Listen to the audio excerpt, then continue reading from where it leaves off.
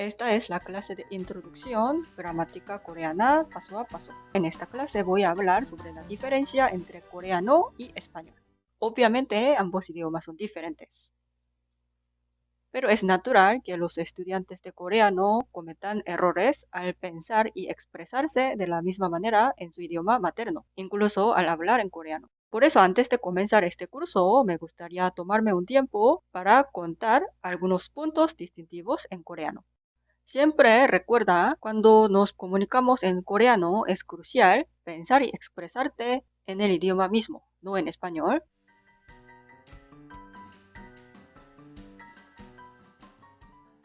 Por ejemplo, en coreano no utilizamos el alfabeto romano, tampoco la romanización, utilizamos el alfabeto coreano Hangul.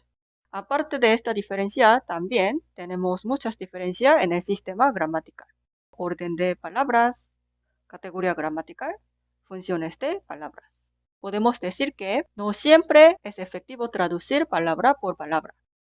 Primero voy a hablar sobre un poco de el orden de las palabras.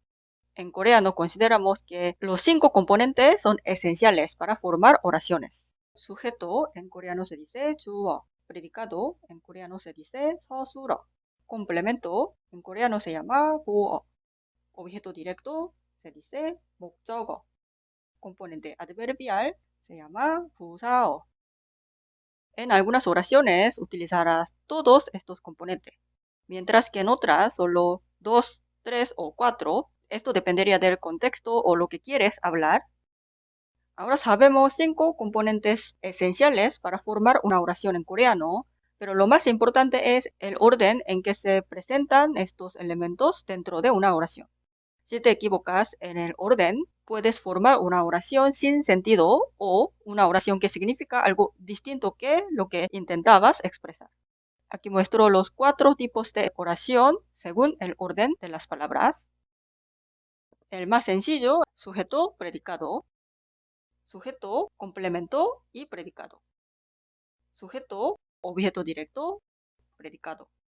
Sujeto, objeto directo, componente adverbial y predicado. Este orden generalmente se determina por el tipo de predicado. Adicionalmente, tenemos un componente llamado componente calificativo.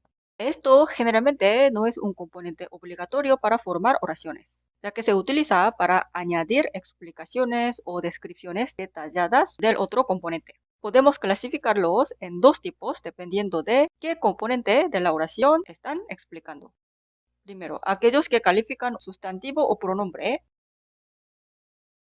los determinantes y los adjetivos, verbos, ida conjugado en la forma determinativa se utiliza para calificar un sustantivo o pronombre. También tenemos el otro tipo, aquellos que califican verbo, adjetivo e ida. Los adverbios y adjetivo, verbo, ida en la forma adverbial utilizamos para calificar verbo, adjetivo e ida. Es importante recordar que en coreano todos los componentes calificativos se colocan antes de la palabra que está calificando, no después. Por ejemplo, para decir ropa usada, en español, sustantivo está agregada primero y luego agrega la palabra que califica el sustantivo. Pero en coreano se dice 헌 옷. Aquí el sustantivo es 옷. Siguiente, ropa gastada, 낡은 옷. Ahora, correr rápido. La palabra rápido está calificando el verbo. 빨리 달리다.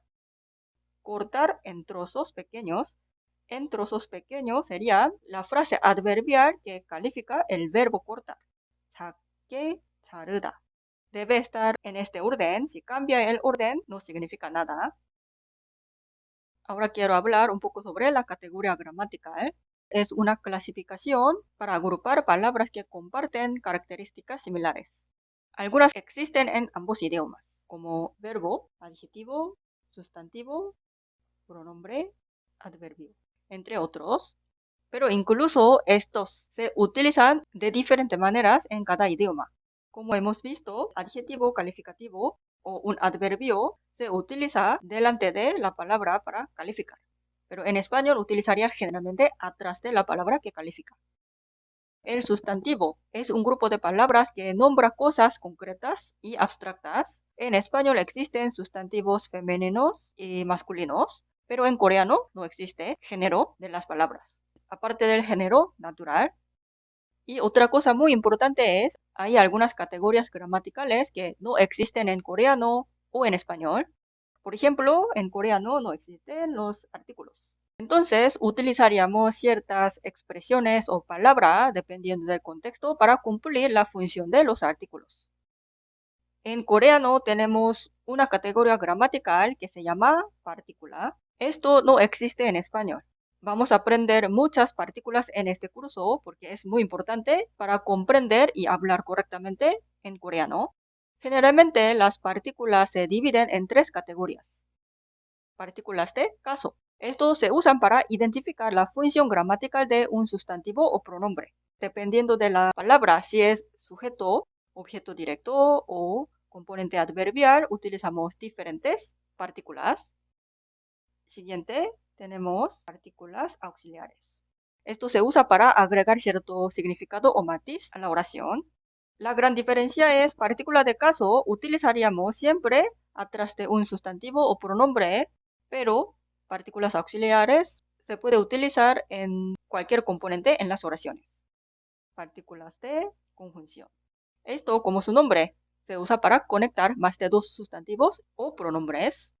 Y en general, las partículas encontraríamos atrás de un sustantivo o pronombre. Agregamos una partícula sin espacio. Es muy importante cuando escribimos en coreano porque las partículas nunca se usan de forma independiente. Por último, generalmente en coreano se habla en singular, ya que consideramos que describir algo en singular o plural no es algo muy importante en el contexto normal. Podemos comprender perfectamente por el contexto o por la situación sin problema. Pero obviamente cuando el número es absolutamente importante, utilizamos cierta cifra o agregamos una expresión para indicar la pluralidad. Por ejemplo, vemos esta oración. Esta oración puede significar Ana necesita un lápiz o Ana necesita lápices. Puede parecer muy ambiguo, pero simplemente consideramos que el contenido más importante en esta oración es que Ana necesita algo, no tanto el número de objeto. Y ahora vemos esta oración. Esta oración significa los estudiantes están en el aula.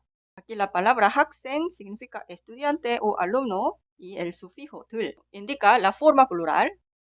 Generalmente hablamos en singular, pero aquí, en este caso, suena natural hablar en plural porque en mayoría de los casos, en cualquier clase, en cualquier aula, varios estudiantes o alumnos estudian juntos, no solo. Por eso aquí utilizar 들 suena mejor. Cuando es necesario para especificar un estudiante está en el aula, utilizamos específicamente cierta palabra para indicar un estudiante. Por ejemplo, esta oración quiere decir un estudiante o un alumno está en el aula. Aquí han viene de la palabra 하나, que significa uno o una. Y la segunda oración significa algún estudiante está en el aula. Ambas oraciones quiere decir un estudiante está en el aula.